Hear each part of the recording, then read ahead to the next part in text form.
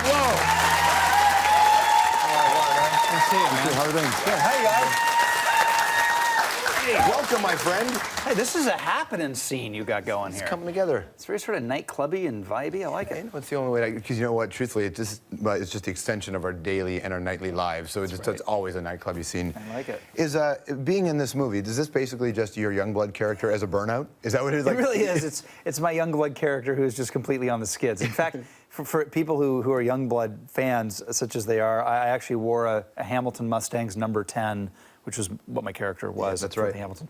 I wore that in the movie, wondering if like the filmmakers would make me take it off, but it's in the movie. It's in the movie. Yeah. I actually played hockey in this, just regularly. I played it. We played at the arena that Youngblood was shot in. Oh, great. And just before I'd seen the movie, and I remember thinking that this country hasn't made a lot of hockey movies. No. And when they do, they're obviously not just about hockey, they're about the deeper story, Yeah. which this one is as well. Listen, it's Canada's national religion. Yeah. It's called, their popular religion is, and maybe in the States it's NFL football. So it's just a great way to tell stories about bringing people together, because that's what the sport does up here in particular. And what's cool about this particular story is you're dealing with people feeling like they're outsiders and quite legitimately feeling like they're outsiders, not being embraced by a particular game. Did you ever feel like that? Listen, success cures a lot of things. So I mean, when I finally did have some success, that helped a lot. It helped to sort of, make me feel like I was on the right path. But I think that a lot of us, can always feel different. And I think particularly people in the arts, I mean, that I think is part of our calling card, is that we're different. It better be. We better be offering something different, or we shouldn't be artists. So it's an interesting double-edged sword. Did you feel like you've had such a great? I mean, your career's been so high and so low at the same time, right? Right. Yeah. And I've had the gamut. Yeah. And so your redemption story is complete. Do you feel that way? I do. I feel great. I mean, again, I didn't get in this to be famous or to make money, because the era I entered this, you couldn't be famous just to be famous, which is what it is now. Yeah.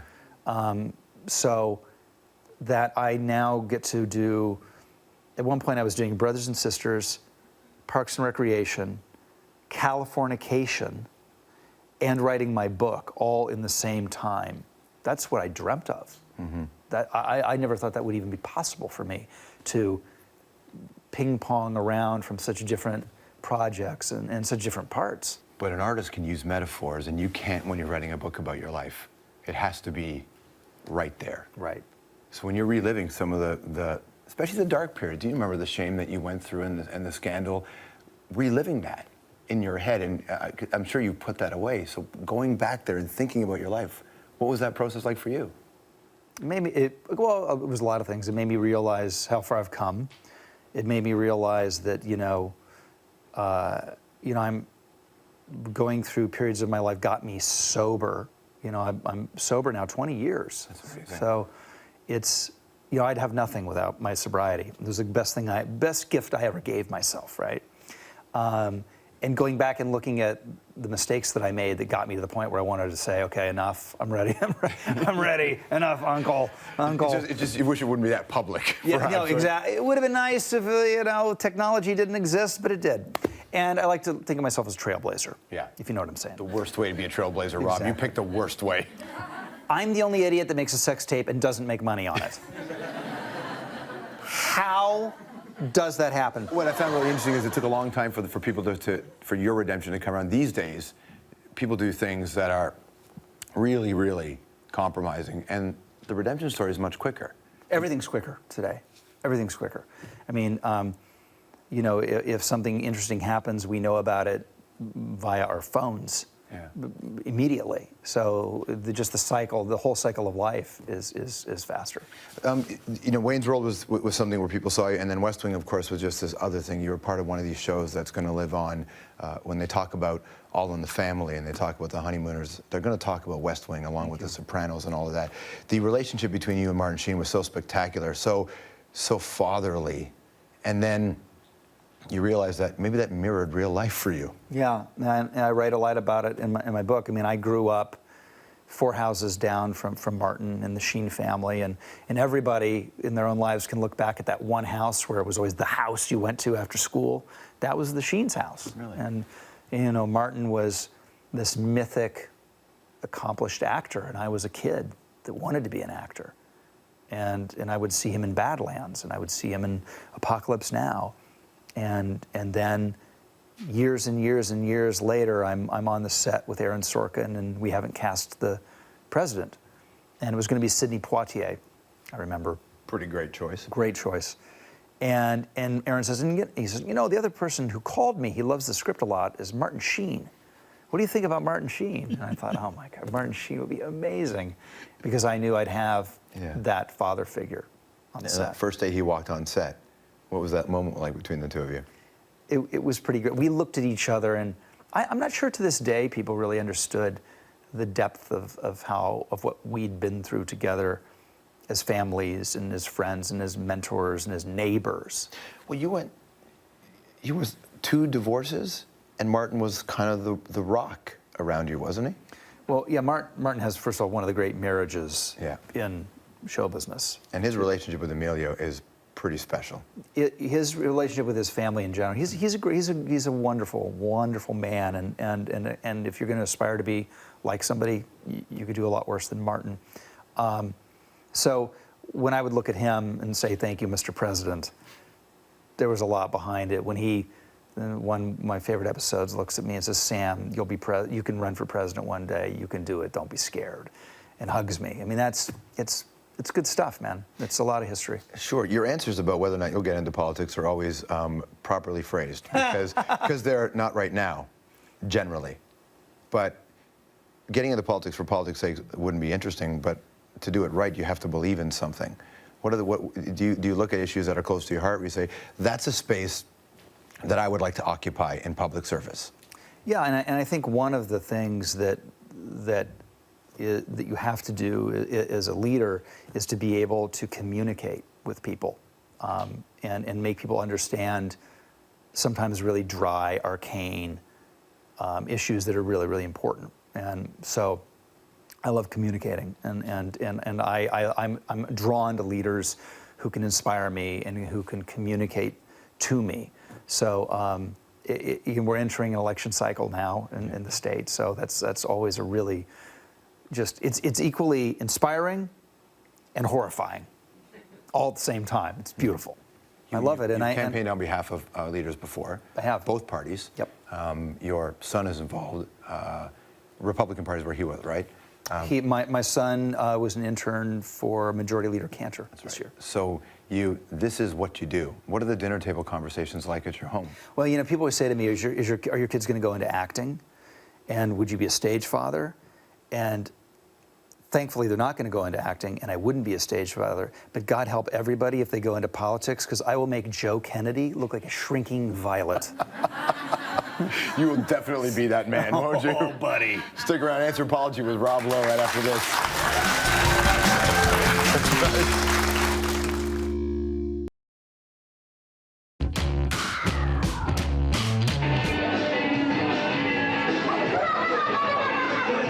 This is my first music video, because we're all buddies. And I said, I want to play the guy with the Ken hairdo. When they told us the storyboard, and they said, there's this one guy that's going to be like going around, you know, just kind of after one girl and then after the next. I said, that's Rob. No. Oh, my God.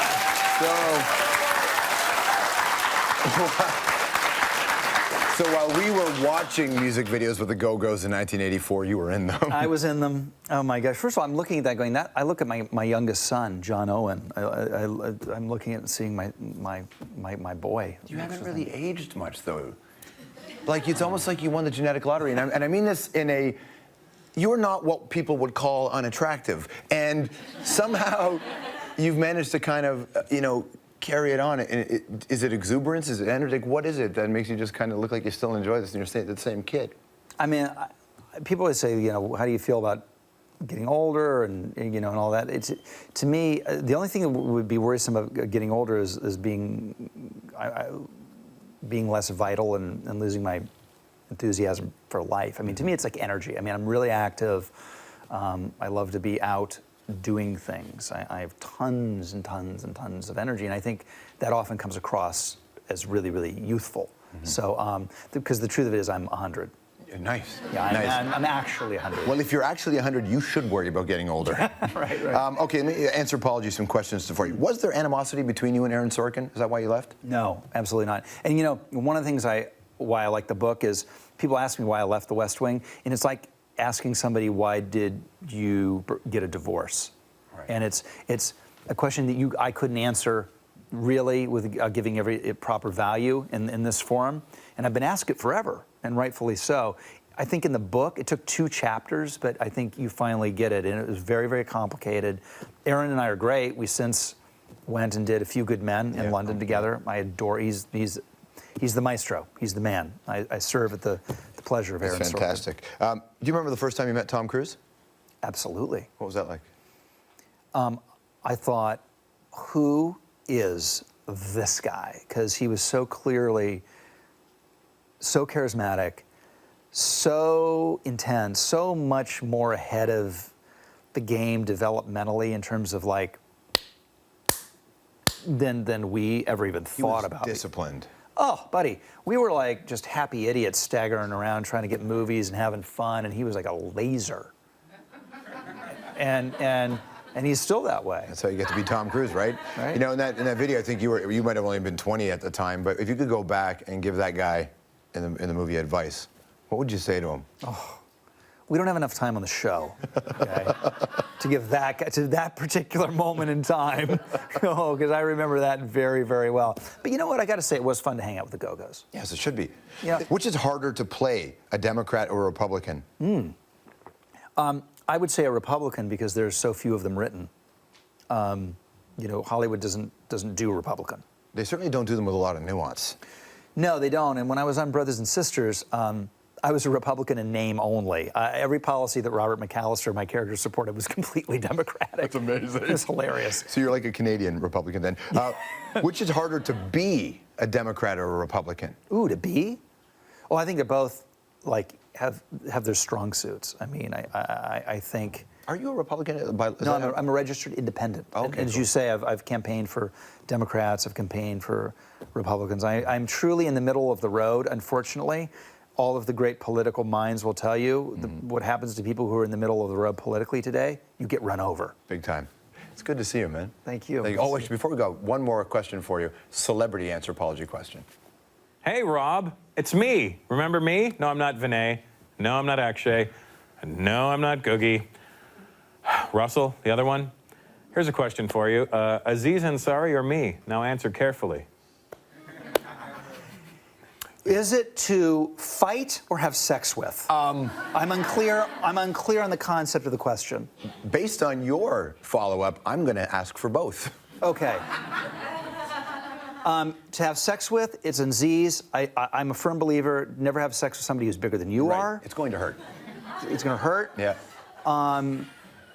And Are you making that assessment because you made a hockey movie and everybody goes into dressing rooms at the shower scene? Is that what you're talking about? I'm talking about physical bodies, Okay. sir. Okay.